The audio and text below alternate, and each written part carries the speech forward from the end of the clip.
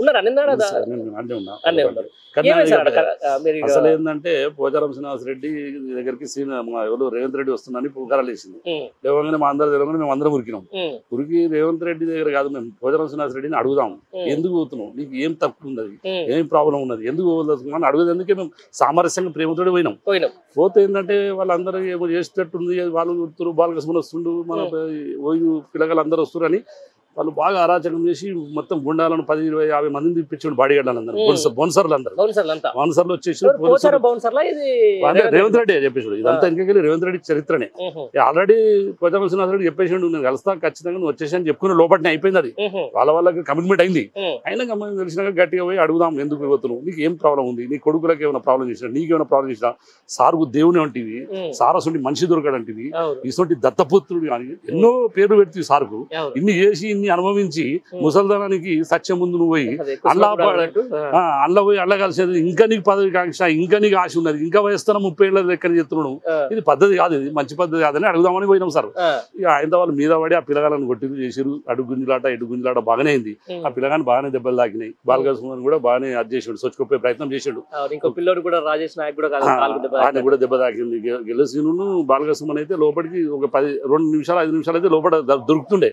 అంతలో భయం మిస్ అయింది. భయం మిస్ అయ్యి వాళ్ళు దొరకలేకపోయారు. ఇక పోలీసులతో అరాచకం చేసి పిల్లగాలను బాగా కొట్టిరు, ఆటోలో ఎక్కించారు. ఇంకా దౌర్జన్యం చూడండి.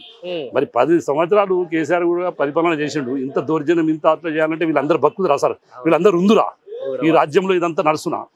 ఎంత పెద్ద అరాచకం చేసి ఎమ్మెల్సీ పదవి గురించి నువ్వు ఒక దంద చేసి నువ్వు పైసలతో పట్టుబడ్డ దొంగవు నువ్వు. అటువంటిప్పుడు కూడా సార్ నేను భిక్ష పెట్టినాడు, ఇచ్చిపెట్టిండి నువ్వు.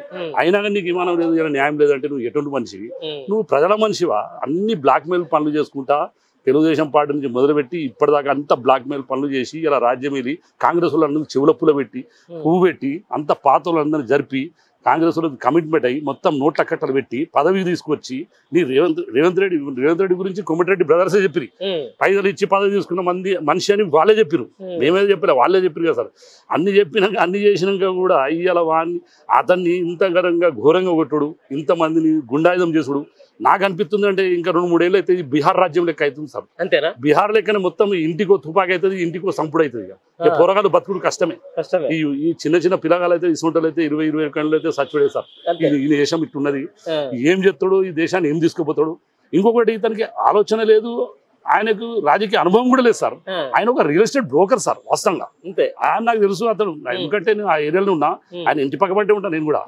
కాకపోతే మొదలు ఇప్పుడు అమ్ముకొని పోయింది కానీ రంగదానం చేసి అది అమ్ముకున్నాడు. 4 ఫ్లోర్ వేసి ఉండే. అది వాళ్ళ తమ్ముడు కూడా తెలుసు నాకు, తిరుపతి రెడ్డి, ఆయన కూడా చాలా క్లోజే. కానీ వీళ్ళ చరిత్రలు అన్నీ తెలుసు, ఎందుకంటే మా అత్తగారు పరిగే. అందు గురించి నేను నా ప్రాపర్ సిద్దిపేట సార్. అసలు వాస్తవానికి అయితే సిద్దిపేట సార్ తోటి నేను 1986 నుంచి ఉన్నా. తెలుగుదేశం పార్టీలో లేకముందు ఆయన ఎమ్మెల్యే కాకముందు సార్ తోటి ఉన్నాను, కేసీఆర్ గారితో. నేను గాదరి బాలమల్లు, మారెడ్డి శ్రీనివాసరెడ్డి, వీళ్ళందరూ మేము ఒకటే గ్యాంగ్. కాకపోతే ఏంటంటే ఇతని అరాచకం ఏంది, ఇతని ఆలోచన ఏంది, ఎందుకు ఇట్లా చేస్తున్నావు, చలో ఒక తప్పు జరిగిందో జరగలేదు, నువ్వు అందరిని కొనుక్కొని ఏం చేయదలుచుకున్నావు? నువ్వు మొత్తం చంద్రబాబు గైడ్స్ లా చంద్రబాబు ఆలోచన మీదకెళ్ళి నడుస్తున్నావు సార్ మొత్తం, నాకు అనిపిస్తుంది. ఎందుకంటే ఇక్కడ మళ్ళా వీళ్ళకు ఈ ఆందోళనకు మళ్ళా కన్నుబడ్డది. కన్నుబండి ఏం చేస్తున్నట్టే ఈ రేవంత్ రెడ్డిని అడ్డం పెట్టుకుని మళ్ళా రాజకీయాలు, ఈ రాజకీయాలు చేసుడు, ఈ సన్యాసంతరం చేసుడు, ఈ బ్రోకర్తనం చేసుడు, ఈ లావాదేవీలు, ఇవే దందలు. వేరే పని ప్రజల గురించి మాత్రం ఆలోచన చేయాలి, ఏదో చేయాలనే ఆలోచన మాత్రం వాళ్ళకు లేదు సార్. ఎందుకంటే సారు 40 ఏళ్ల చరిత్రలో 13-14 సంవత్సరాలు వనవాసం వెళ్ళేసాడు కాంగ్రెస్ తెలంగాణ గురించి. దాని తర్వాత మన ప్రజల గురించి ప్రతిరోజు ఆలోచించే వ్యక్తి కేసీఆర్. కానీ వీళ్ళు ఎవరు కాదు సార్. ఇంత డెవలప్మెంట్ అయిందంటే హైదరాబాద్, ఇంతగానం చుట్టుముక్కలు అయిందంటే ఎంతో గొప్పతనం అది. ఇదే చంద్రబాబు నాయుడు ఏమన్నాడు, హైదరాబాద్ లో ఆ తెలంగాణలో 1 ఎకరం జాగా తీసుకుంటే ఆంధ్రలో 50 ఎకరాలు కూడా వచ్చాడు, ఆయన నోడుతాడు అన్నాడు. అందరు ప్రజలంతా విన్నారు. అటువంటి పరిస్థితిని మళ్ళీ ఏడు దిగుతాడు ఈ రేవంత్ రెడ్డి. మళ్ళీ దీన్ని ఏం చేస్తాడు, ఎన్ని కబ్జాలు పెట్టిస్తాడు, ఎంతమంది కొట్టిస్తాడు, ఎంతమంది నాశనం చేస్తాడు, ఎన్ని పిల్లల జీవితంతో ఆడుతాడు, అర్థమయ్యే పరిస్థితి లేదు సార్ నాకు అనిపిస్తుంది. అంతేనా? సరే సీరియస్లీ నేను ఒక క్వశ్చన్ అడుగుతా. అంటే ఈ 6 నెలల పరిపాలన వచ్చేసింది, మీరు హైదరాబాద్లో ఉంటారని చెప్తా ఉన్నారు. అంటే రకరకాల, అంటే ఇప్పటిదాకా డైవర్టేషన్ పాలిటిక్స్ తోటే వస్తూ ఉంది. ఇప్పుడు వీళ్ళందరూ పార్టీ మారే వాళ్ళు కూడా అందరూ కూడా కొంచెము ఈ తెలంగాణకు సంబంధించిన ఎవరైతే ఎమ్మెల్యేలు అందరూ తీసుకున్న వాళ్ళు కూడా తెలుగుదేశం పార్టీకి సంబంధించినటువంటి కొంతమంది, ఇప్పుడు కడియం శ్రీహరి గారు కావచ్చు, లేకపోతే ఇప్పుడు ఉన్నటువంటి పోచారం శ్రీనివాస్ రెడ్డి గారు కావచ్చు, ఇంకా కొంతమంది టీడీపీ వాళ్ళని దృష్టి పెట్టేసి ఈ తెలంగాణ రాష్ట్రంలో టీడీపీ లేపేందుకు ఇప్పుడున్న ముఖ్యమంత్రి గట్టిగా ప్రయత్నం చేస్తున్నాడు, గురువు గారికి గిఫ్ట్ ఇస్తాడేమో అని చెప్పేసి ఒక సోషల్ మీడియా నడుస్తుంది. దీన్ని మీరేమంటారు? ఒకటే సార్, ఇప్పటి వరకు కూడా మన కాంగ్రెస్ హయాంలో స్వతంత్రం వచ్చినప్పటి సంది ప్రతి ఊరికో 10% 15% కాంగ్రెస్ కూడా క్యాడర్ ఉంది. అట్లనే ప్రతి ఒక్క ఊరు కూడా తెలుగుదేశం క్యాడర్ ఉంది. ఒక 10% 5% పోలే. ఇంకా ఆ క్యాడర్ ఏంటంటే ఈ పాతోళ్ళందరూ గ్యాంగ్ వీళ్ళందరూ మెయింటైన్ చేశారు కాబట్టి దీన్ని కిందికి వెళ్ళి తీసుకురావాలంటే ఈ పాతోళ్ళందరినీ కలుపుకొని పోతే బాగుంటుంది అనేది ఆలోచన చంద్రబాబు నాయుడు.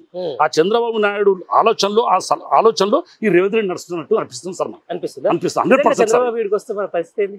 పరిస్థితి ఏంది, మళ్ళీ మొదటి తెచ్చి మళ్ళీ ఇదే ప్రాబ్లం చేసి హైదరాబాద్ యూటీ అంటాడు, కథ అంటాడు, కార్ఖానా అంటాడు. మళ్ళీ సెంట్రల్ గవర్నమెంట్ లో వల్ల బీజేపీ గవర్నమెంట్ వచ్చింది. ఇప్పుడు ఈయన అవసరం వాళ్ళకు ఉన్నది ఏందో. ఇప్పటికే 12 మండలాలు తీసుకొని మన్నులో కలిసిండు. అవి అట్లా చేసిండు, ఇవి ఇట్లా చేసిండు.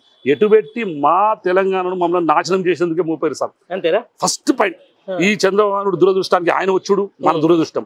రెండోది ఏంటంటే ఈ దురదృష్టుడు వీడు వచ్చుడు మన నష్టం. మనకు మాత్రము 20 ఏళ్ళు ఎట్లయితే మనం ముంగడిగా పోయినామో 20 ఏళ్ళు ఆంధ్ర ఎట్లా పోయిందో ఇప్పుడు మళ్ళీ 20 ఏళ్ళు ఇంకా మనం తెలంగాణ పోతుంది సార్.